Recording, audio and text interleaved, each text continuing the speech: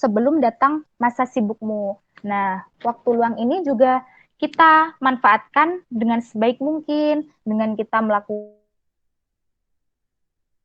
waktu luang malah buat apa ya, buat leha-leha atau buat hal-hal yang nggak ada faedahnya gitu. Ya mungkin bisa sesekali buat refreshing sejenak, tapi kita harus ingat, maksudnya jangan lama-lama ataupun harus tetap ada manfaatnya lah gitu. Jangan sampai itu nggak berfaedah gitu. Terus perkara yang kelima atau perkara yang terakhir adalah wahayatika qabla mautika.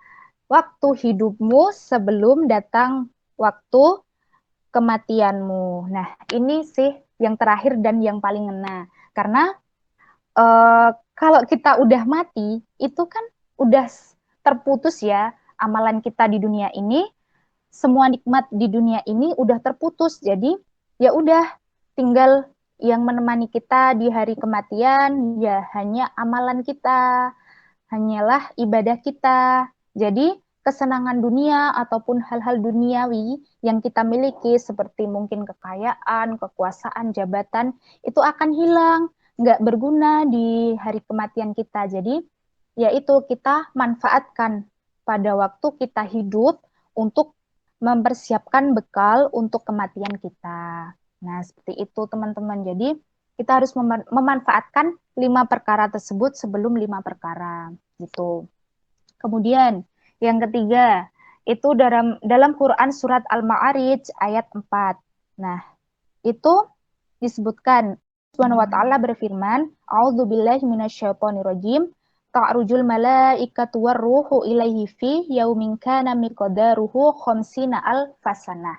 Nah, jadi waktu di dunia kita dengan waktu di akhirat itu nggak sama ya teman-teman. Jadi 1 hari di dunia itu sama dengan 50.000 tahun di akhirat. Masya Allah sekali ya, lama banget kan? Jadi kita hidup di dunia berapa ya? 1 tahun aja kan itu udah lama ya, apalagi itu berapa? 50.000 tahun, Masya Allah. Mungkin sangat panjang dan sangat lama sekali gitu. Jadi enggak sama kita hidup di dunia sama rentang waktu hidup di dunia sama rentang waktu di akhirat itu enggak sama gitu. Jadi mungkin kita lebih itu menandakan bahwa kehidupan di akhirat itu lebih lama dan lebih kekal seperti itu. Nah, kemudian yang keempat, pentingnya waktu yaitu Az-Zariyat ayat 56.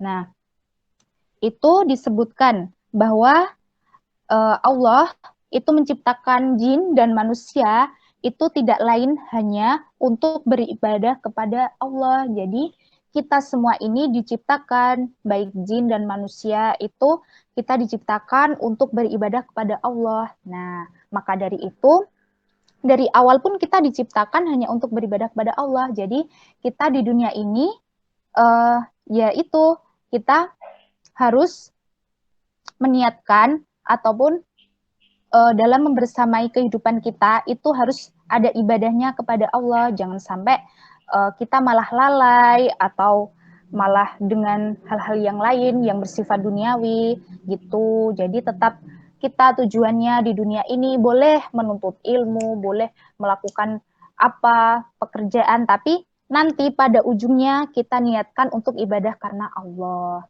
gitu. Lanjut.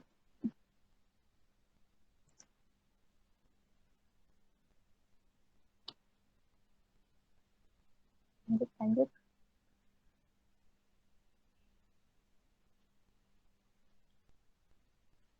Nah, kemudian waktu luang nih. Mungkin teman-teman sering banget ya, mungkin sebagian besar dari kita uh, memiliki waktu luang. Nah, waktu luang di sini bisa mungkin kalau teman-teman yang mempunyai kesibukan ya mungkin, tapi mungkin adalah sedikit banyak itu mungkin masih ada waktu luang. Nah, dari sini disebutkan bahwa dua nikmat yang sering terlupakan atau sering manusia tertipu itu karena waktu sehat dan juga waktu luang. Nah, mungkin di dalam waktu luang ini juga bisa menjadi sumber penyakit. Nah, pernah tuh kisahnya, pernah dengar kisahnya Nabi Yusuf dan Zulaikha nggak? Ada yang tahu teman-teman? Belum, Mbak. Oh, belum tahu. Ya, jadi itu ya, Nabi Yusuf dan Zulaikha itu kan sedang berduaan ya di suatu ini apa? Jadi ada di suatu waktu mereka itu berduaan. Nah, jika tidak ada waktu luang dan tidak ada kesempatan, Zulaikha kan dia menggoda Nabi Yusuf kan. Nabi Yusuf kan terkenal dengan ketampanannya, Masya Allah. Dan di situ Zulaikha itu menggoda Nabi Yusuf. Menggoda Nabi Yusuf. Tapi apa? Nabi Yusuf tetap berdoa kepada Allah untuk tetap meneguhkan hatinya, untuk tidak tergoda sama Zulaikha gitu. Tapi kan dia tahu kan manusia seperti apa. Nabi Yusuf juga manusia.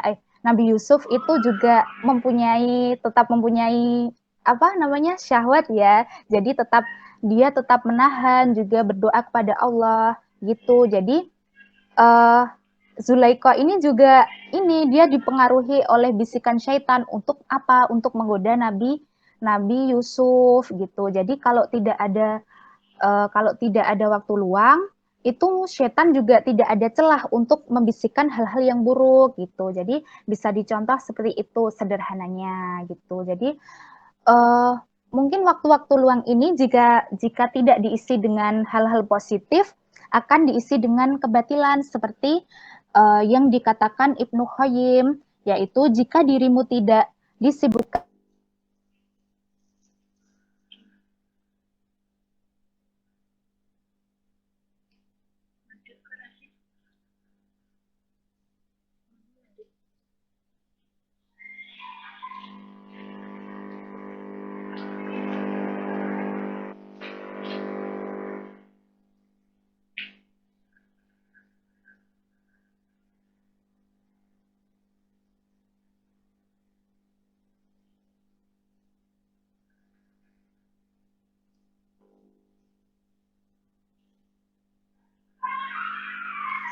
Ya zaman modern lah gitu, mungkin sering disibukkan dengan hal-hal yang mungkin sia-sia seperti kalau mungkin ya zaman sekarang kan biasa kan nongkrong-nongkrong ataupun ngobrol yang sia-sia gitu. Jadi sebisa mungkin kita sibukkan waktu luang kita dengan hal-hal yang baik-baik gitu ataupun minimal yang nggak sia-sia lah gitu. Jadi jangan sampai waktu kita itu diisi kegiatan yang sia-sia, apalagi kegiatan yang negatif atau yang kurang bermanfaat. Itu seperti itu. Kemudian ini ada lagi Ibnu Qayyim, beliau berkata bahwa jika waktu hanya dihabiskan untuk hal-hal yang membuat jika waktu hanya dihabiskan untuk hal-hal yang sia-sia, maka lebih baik kematian itu lebih baik gitu ya. Ya, maka dari itu jika yaitu tadi kembali ke awal. Jadi jika waktu kita hanya disibukkan dengan hal-hal yang sia-sia, maka kematian itu lebih baik seperti itu. Maka ya sebisa mungkin kita memanfaatkan waktu kita buat hal-hal yang positif gitu.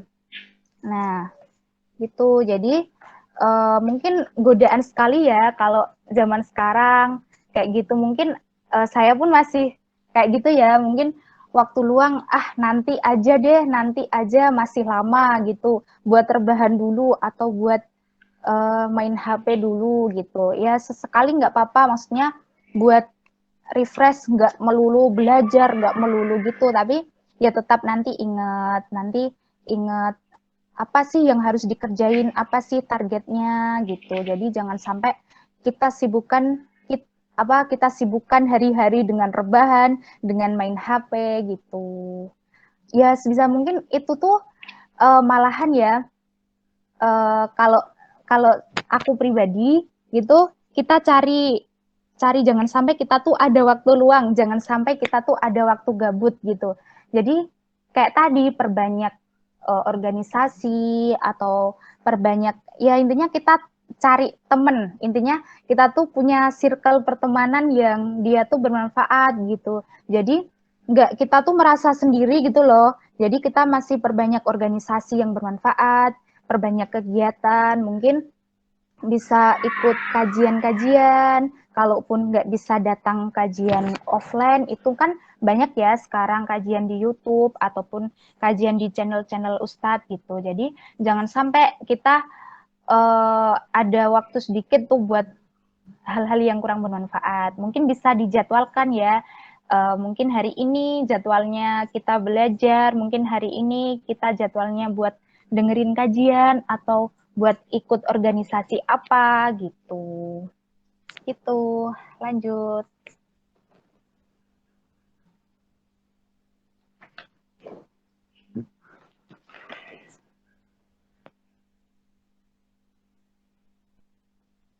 Lanjut Mbak Nurul.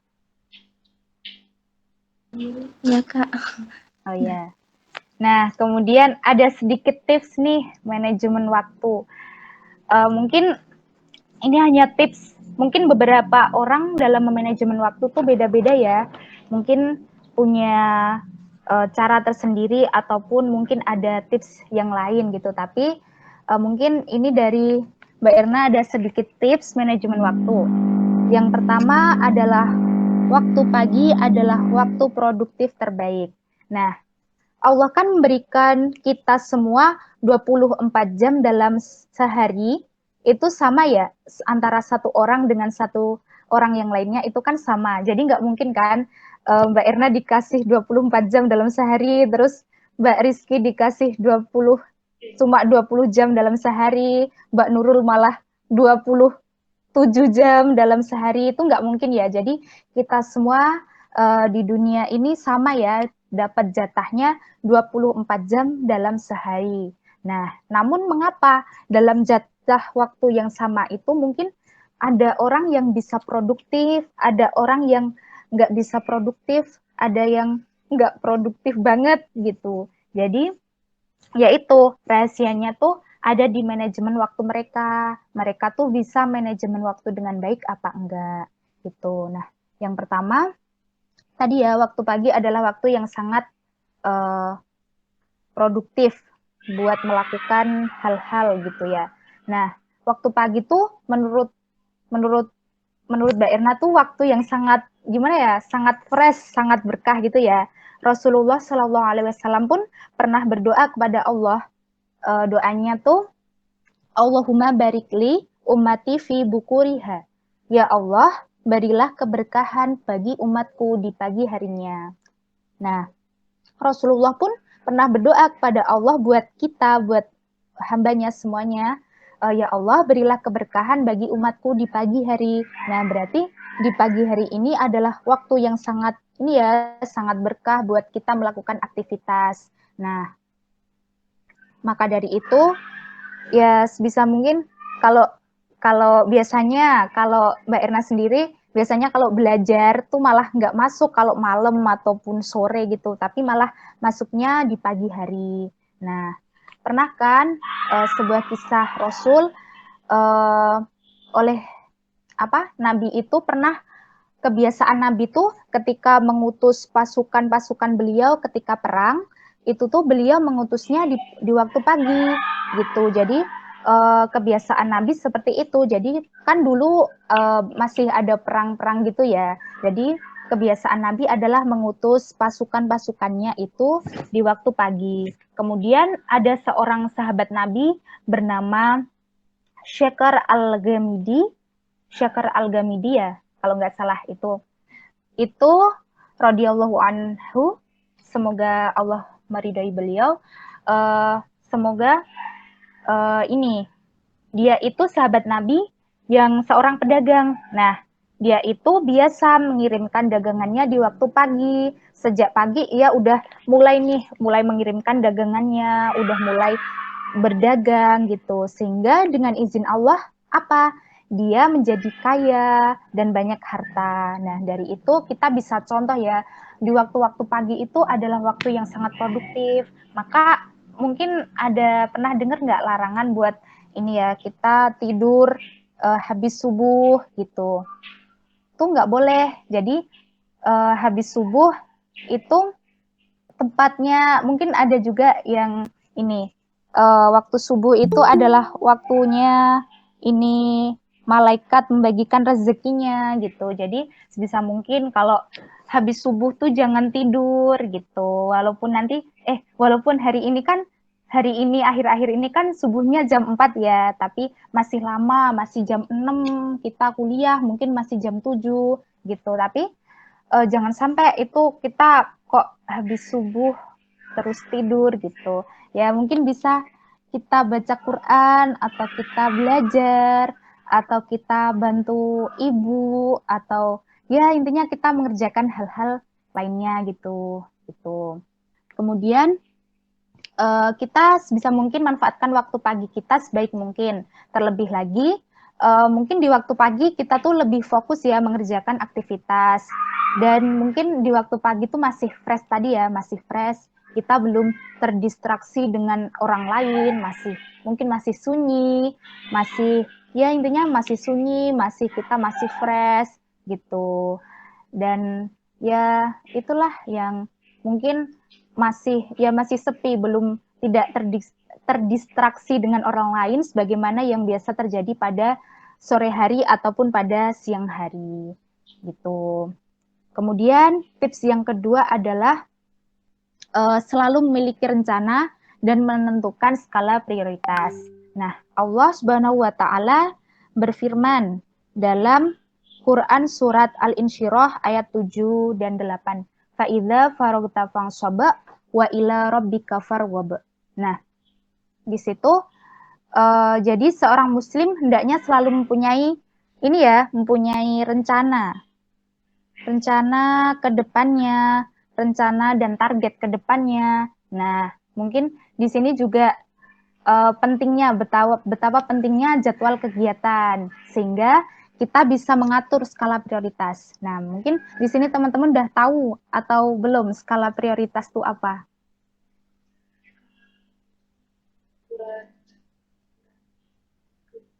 Ada yang tahu belum? Diduluin, Kak. Hal yang diduluin. Oke. Iya ya, intinya gitu ya. Intinya skala prioritas tuh kita bisa menempatkan antara mana yang menjadi prioritas, mana yang kurang menjadi prioritas, mana yang tidak menjadi prioritas. Nah, gitu ada yang kalau dulu waktu waktu SMK kayaknya pernah ada pelajaran gitu, hal yang penting dan mendesak, terus ada yang kurang penting dan kurang penting tapi mendesak, terus ada yang mendesak tapi kurang penting dan tidak penting dan tidak mendesak. Nah, jadi ada 4 gitu. Nah, yang tahu ya itu kalian sendiri. Jadi mungkin kalian kan banyak kegiatan, mungkin teman-teman di sini juga banyak kegiatan, banyak kuliah, terus mungkin ada yang berorganisasi, ada yang mungkin punya kesibukan lain, bantu orang tua atau punya usaha atau punya apalah. Intinya teman-teman sendiri yang bisa menentukan skala prioritas teman-teman sendiri. Nah, gitu. Jadi mungkin bisa mulai di list kegiatannya tuh apa aja mungkin dalam seminggu ya. Mungkin seminggu tuh kegiatannya apa aja gitu, mungkin bisa di list. Kemudian bisa ditentukan mana sih yang benar-benar prioritas, mana yang benar-benar enggak prioritas gitu. Jadi nanti bisa dibuat jadwal kegiatan. Nah, orang yang ibaratnya gini, orang yang lari dan dia punya target dengan orang yang lari tapi dia nggak punya target, itu beda, jelas beda. Nah, gitu. Bedanya yaitu kalau dia punya target, dia punya tujuan yang ingin dicapai. Tapi kalau dia cuma sekedar lari tapi nggak punya target, ya sama aja kayak dia cuma lari-lari tok, kayak nggak ada tujuan yang ingin dicapai. Akhirnya ya cuma ya lari, bisa dibayangin lah dia lari-lari tok, nggak ada tujuan yang bisa dicapai gitu. Oleh karenanya kita pastikan kita mempunyai rencana yang jelas dengan waktu, dengan waktu yang kita punya setiap harinya gitu. Ya mungkin itu sih, setiap orang juga ya tadi ya punya kesibukan masing-masing, punya skala prioritas masing-masing, dan yang tahu ya kalian sendiri gitu. Jadi mungkin teman-teman mulai sekarang bisa disiapkan skala prioritasnya, disiapkan target-targetnya, mau lulus kuliah cepet mungkin ya, atau mau mungkin apalah target-target yang lain gitu. Itu. Yang ketiga, bersegera dan jangan menunda-nunda. Nah, menunda-nunda di sini juga cukup ini ya, cukup familiar atau mungkin uh, sering terjadi di kalangan kita atau mungkin cuma aku aja ya gitu. Jadi menunda-nunda di sini sudah sangat sering terjadi gitu. Pekerjaan menunda-nunda pekerjaan yang baik itu jelas-jelas itu adalah kebiasaan yang buruk. Nah, akhirnya apa? Kita terbiasa untuk bekerja mendekati deadline itu baru buru-buru dan dan akibatnya apa? Kita harus puas dengan hasil yang kurang maksimal. Karena ya tadi kalau kita kerjanya mepet deadline, akhirnya kan nanti jadi nggak maksimal, dan mau nggak mau ya kita harus puas dengan hasil itu karena ya nggak ada waktu lagi gitu. Jadi sebisa mungkin tuh kita jangan menunda-nunda. Kalaupun ya itu akibat buruknya ya tadi, kita harus puas dengan apa yang udah jadi deadline, kita udah buru-buru, hasilnya nggak maksimal, dan mau nggak mau kita harus puas dengan hasil itu, gitu. Jadi ya itu menunda-nunda tuh kebiasaan yang buruk. Selain itu, kalau menunda-nunda pekerjaan, kita jadi tambah banyak nggak sih pekerjaannya? Nah, harusnya ini udah, tapi nanti ada lagi, ada lagi, ada lagi. Jadi itu nanti bisa tambah banyak lagi pekerjaan kita gitu. Nah, kayaknya juga ini ada hadis yang menjelaskan, hadis riwayat Bukhari nih. Dari Ibnu Umar radhiyallahu anhu, beliau berkata, "Idza amsayta fala tangtadzir asbaha wa idza asbaha wala tangtadzir amsa'a." Jika engkau berada di waktu sore hari, jangan menunggu sampai datangnya waktu pagi, dan jika engkau berada di waktu pagi, jangan menunggu sampai datangnya sore. Nah, itu ya. Jika kita berada di waktu sore, jangan menunggu sampai waktu pagi. Dan jika engkau berada di waktu pagi, jangan menunggu sampai datangnya sore. Nah, itu menandakan bahwa kita tidak boleh menunda. Kita tidak boleh menunda pekerjaan. Kita harus menyelesaikan jika kita mampu. Jika kita mampu untuk melakukannya selagi kita mampu dan kita masih ada waktu, gitu, segera lakukan gitu. Jadi jangan sampai kita nunda-nunda pekerjaan gitu. Kemudian yang keempat, jauhi perkara yang sia-sia karena waktumu sangat berharga. Nah, waktu yang kita miliki jika tidak kita gunakan untuk kebaikan, maka akan terhabiskan oleh keburukan. Nah, setiap kali kita miliki waktu luang, maka gunakanlah untuk hal-hal yang positif seperti tadi ya. Mungkin bisa dengan menuntut ilmu, bersilaturahim, atau dengan ya intinya hal-hal yang positif lainnya. Nabi Shallallahu Alaihi Wasallam bersabda, "Min husni islami al-mar'i tarkuhuma la ya'nihi." Artinya, di antara kebaikan Islam, seseorang adalah dengan meninggalkan hal-hal yang bermanfaat. Nah,